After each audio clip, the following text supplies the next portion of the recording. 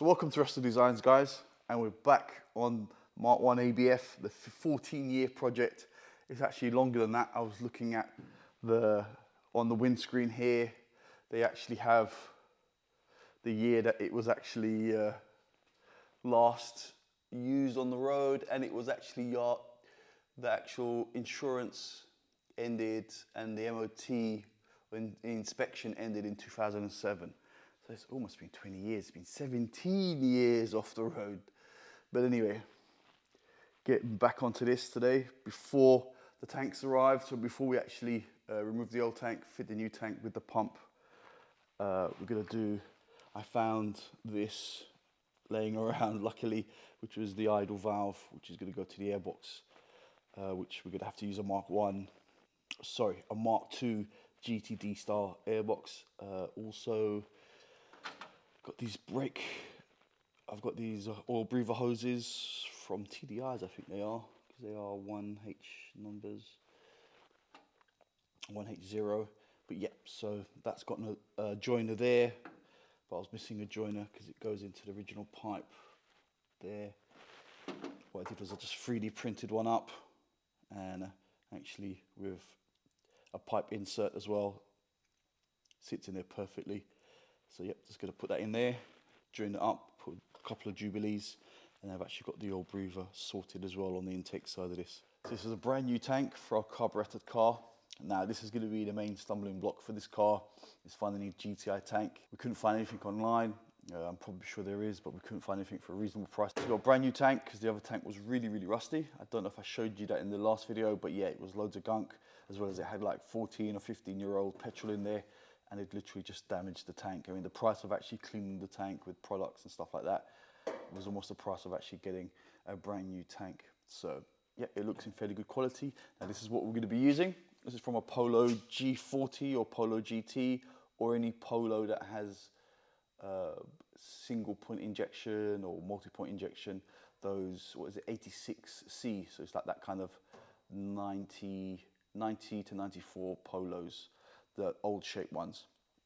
Now the benefit of that is it's got a plug with 3 connectors, so it's earth, so there's a common earth, and then 12, and then I think this one or that one, I can't remember which one it is, a signal for the actual fuel level. And then the main difference is you've got a nice connector here to actually fit a small pump on. You're limited in height, but as you can see, you've got a nice small inline pump so we've got a small in-tank pump, and it's just perfect height really, and it literally just about fits in there. But I'm sure I can get it in. I mean, it fits like that as it is.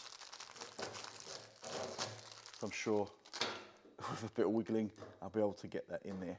Now, actually on the car, I've started to remove, there was like a little trim panel here, so I can remove these oil breather, the fuel tank breather pipes. So then when I do drop it, I've actually got access to it. I'm not pulling on them too hard.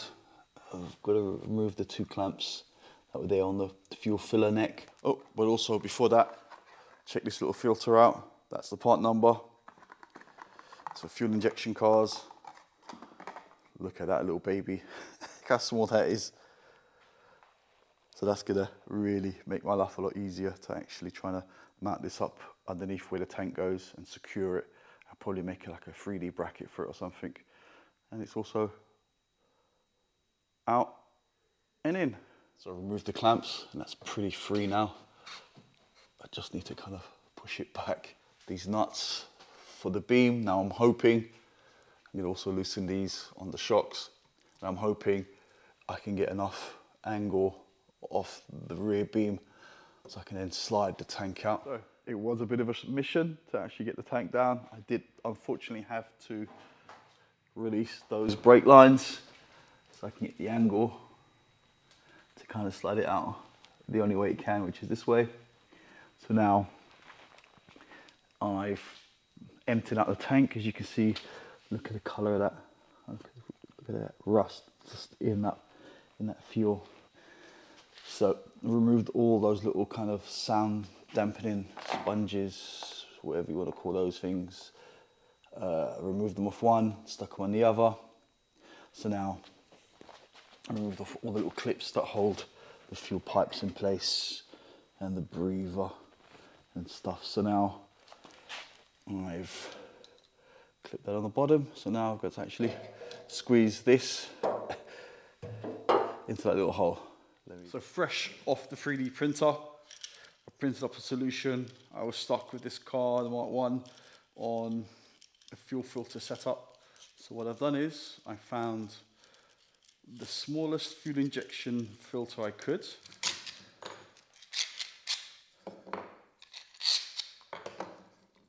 Yep, so I 3D printed, this is the little filter.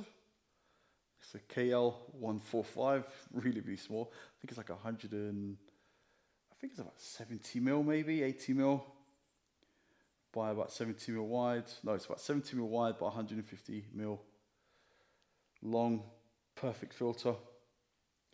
And yep, and I made this perfect little holder, also printed it so it takes inserts so that when you go to tighten it doesn't crack. So basically just fits in, it's a snug fit as well. Literally push those through. And at the top it's actually got the 10mm shape for the nut to fit in there. So I'm probably going to be selling it on the website as a complete kit, the filter, the housing, the nuts and the bolts and the washers as a complete kit. So let me actually show you how I'm going to mount it and how it's going to be mounted on the Mark 1 Golf. Your Mark 1 Golf, you should have this little lug on here with, it looks like a 9mm hole in it. You kind of have to bend it up slightly to give you a bit of space. So then to put the nuts, so you can put the bolt through with a nut and washer at the top to secure it. And that's it, kind of stays in place like that. And what I'm going to do is I'm going to get Jubilee clip on. So now that's the feed. And that's it now with the 10mm on there and the washer. That's very secure. So I've done the feed. So now all I've got to do is that needs to just go around, probably something like that. So it won't be crimped. Okay, let me cut this. There you go, just finishing off, tightening up the last Jubilee clip. And I think that's a really smart solution. Fits perfectly, it's small, it's petite, does the work, it's sturdy, it's made out of high quality resistant ABS plastic, so it's fuel resistant. It's, like I said, you'll find it on the website at wrestledesigns.com. So we're getting closer to the start. So next step is to actually put, I've got 2 jerry cans here of fuel to put in. Make sure there's no leaks with all the extra bits that we've done. So I put the 10 litres of fuel in. Now, I was unable to find this 3-pin plug. It didn't come with things. So what I've done is heat shrinked the connectors and then hot glued them into place. So they're not going to move around with vibration. Now, another issue is the cover doesn't fit because the wiring sits obviously a lot higher, or this plug sits a lot higher than the original one does. So this is the original one from the Golf, and the Polo one, as you can see, sits a lot higher. So this is what it looks like being on. It just doesn't, no way is that gonna fit. So I'm gonna have to make, I'm guessing here, I'm gonna take some measurements, but probably a 15 to 20mm 3D spacer, the same size, put some sealant underneath, and actually then so it sits a little bit taller. And then I'm hoping the back seat will actually then cover this. Hopefully it's sponge where the area will be. I didn't know what I did before I had the 3D printer, because I've had it for less than a year, and the amount of times it's come in handy is absolutely amazing. I mean, I've made so many bits for this car. I've gotten really good at drawing as well. I've gotten better. Practice makes perfect, I guess. 30mm screws, job done. Because as you can see, as I showed you earlier on, it sits a lot higher. And there you go, it's going to sit like that. And as you can see, the 3D printer is printing another item for this car. And that item is going to be for the air temp. Literally, I've got nowhere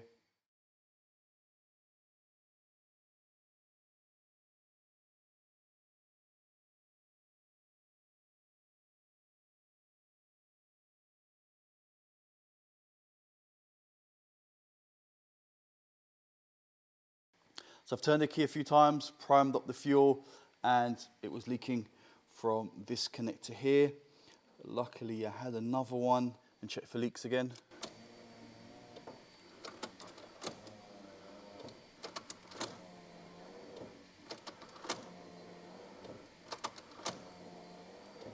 No, look, it's still leaking. Oh, this is not good. Not good at all. Maybe the rail's damaged, because it's the second connector I put on there. Okay, so I've just checked it, primed it up, and there's no leaks here. What I did is I had to change 2 of these little O-rings. Right, so now that I've got fuel pressure at the rail, let me just check underneath the car and make sure there's no leaks here where the fuel filter housing is, or these connectors. No, it's all good, or anywhere, because sometimes, you know, you can buy a new hose, it can have like a little pinhole in it or something, but no, it's all good.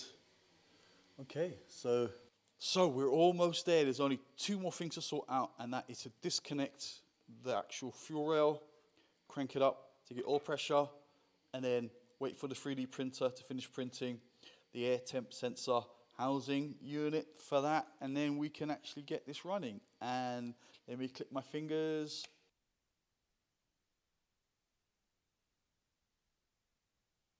So as I'm waiting for the glue to dry, I also 3D printed this, and it's also got like a pipe insert that fits in there. So if you do want to put a Jubilee clip on, it's not going to collapse. And here is the finished product. I actually might even supply this as an option, as a full product, which would be basically the ABF conversion for the Mark 1 Golfs, with this kind of on there and that on there. I mean, you can also fit this actually on a Mark 2 Golf, because this is where the airbox is actually from. So you could have this retro style airbox. If you've got like a Type 19, an early car with an ABF in it, that could work. I mean, it's obviously going to be a very small market, I would have thought.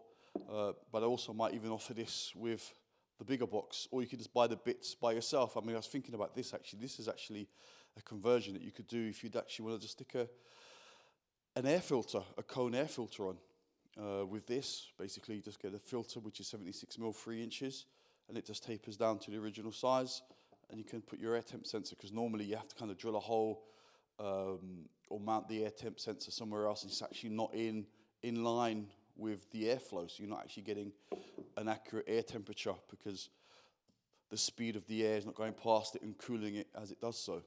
So that doesn't really help having it, you know, just mounted somewhere else. You need to have it actually in airflow. So yeah, so I think that looks pretty cool, pretty OEM plus. I'm quite happy with that. So now we can actually clip that in. I've secured the airbox to the bottom of the car. Let me get the clips on. I'm going to use 2 hands. Okay, so that's looking really OEM. It's looking really, really good. So now, moment of truth. Battery's connected. Everything's all on. There's no fuel leaks. Let's turn the key and let's see if it's going to start. And also, there is no exhaust downpipe. It's only the manifold, so it's going to be loud. Okay, ignition. Okay, make sure it's neutral.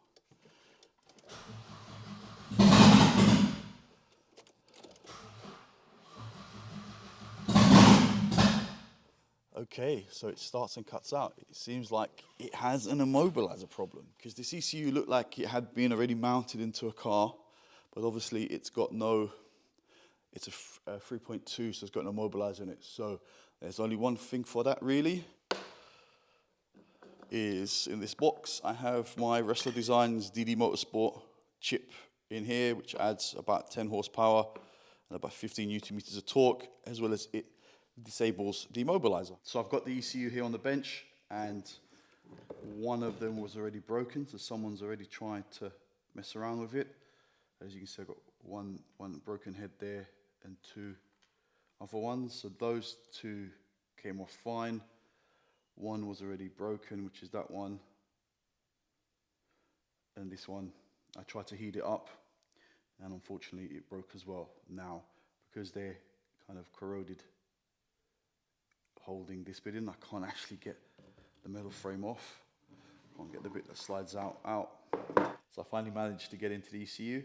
Now, there's this cover here. So it's got kind of some spring clips. You kind of carefully take it off to release the chip that we're going to be replacing. Now you notice there's like a little indent there at the bottom.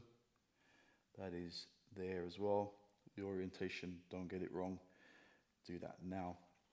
With something non-metallic, very carefully, not pliers either, try and prise it up as straight as you can, not bending any of the legs to actually get this off. So let me use both hands for this. Got the chip off with no bent legs on it in case you need to put it back in one day. And then this is the bit which is tricky. You have to line them all up. And the thing is, you need to line up one side first and then kind of push, because they're actually a bit wider than the actual plug, the pins on the ECU normally.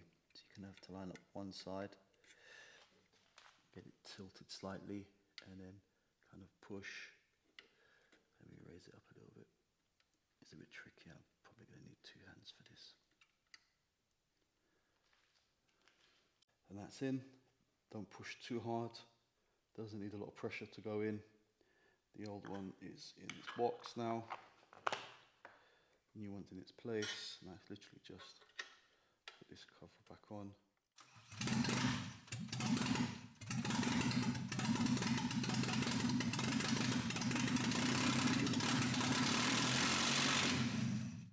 So there you have it, guys. It's running, it's noisy. I can't leave it for too long. The customer knows about this, the garage that sent this over, that they're gonna have to sort out the exhaust. So as far as my part was concerned, is get it running and get all the little bits sorted. I've done that. It's taken 14 years for someone to get to this point. It's taken me maybe, I think, about a month or so to get this ready, if that, not even full time. But as you can see, it's a running, functioning Mark 1 based car with an ABF, with a nice GTD airbox, 3D printed. These are actually on the website, guys, so check those out on the website, especially this. I mean, this you could actually probably even use it if you just want to use a cone filter and still have the air temp sensor in the right location. So yeah, that's going to be on the website this weekend, as well as maybe the fuel filter housing with the fuel filter as a complete kit will also be probably up on the website. These little bits won't be, unless, you know, if you do want these little bits, you can, you know, send me a message and I will supply you guys if you want this little adapter here for the idle valve, if you want the little bracket that holds the fuel lines. You know, these are Mark 1 specific parts, those bits are, as well as the fuel filter housing. I guess you can use the fuel filter housing for any other car, but yeah, it's a pretty neat kind of small system. It's usable on any car, really. Anyway, guys, I'm waffling on. Thanks for watching. Please subscribe, please like, please comment, and be safe, guys.